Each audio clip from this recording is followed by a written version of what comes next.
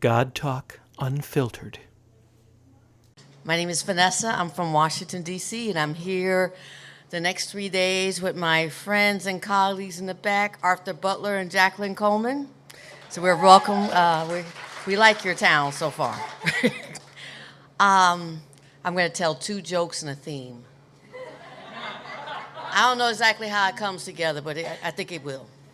So I'm going to tell the first joke. A man was very concerned about his daughter's eating habits. So he decided he was going to send for a 6-foot tall Chinese woman that weighed 95 pounds. And so he sent his agents around to the Asian part of the world, particularly China, to find this woman. Well, they found her, and they brought her back to America, to his house where the little 5-year-old girl lived with him. And so he said, I want you all to get her beautiful. I want her to be cleaned up.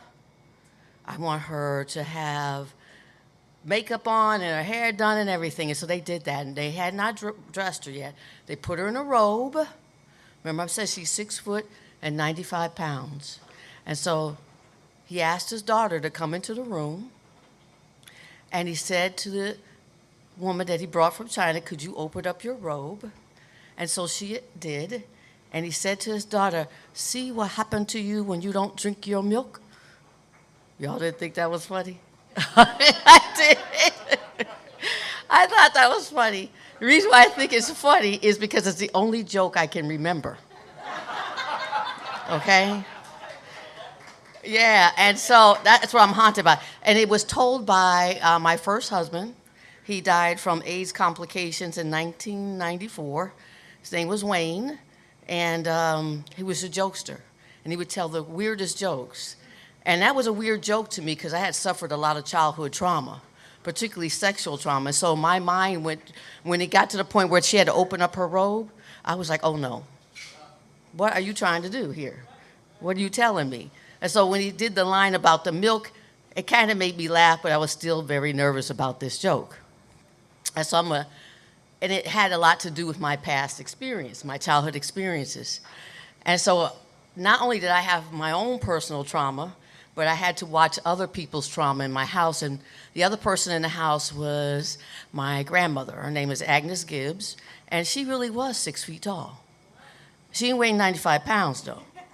She was a statuesque woman, and my family is from Louisiana, Shreveport, and that's where they're from. Agnes was from, and she had the same trauma. It looked like all the women had the same trauma in the family. 6 feet tall, and she had flaming red hair. Yeah, so we called her Big Red. Okay? And Big Red would raise hell because of her own trauma. She was an alcoholic. And when she got alcoholized, she was a very mean woman, and she would go around the neighborhood terrorizing the poor people. And so she did. She was, and so a lot of my isolation was because of that, because folks didn't really want us around their family and their children because of Big Red. And I say that about Big Red because if you bothered her, she had a really bad temper. And so my theme is I'm a trainer, I'm an educator.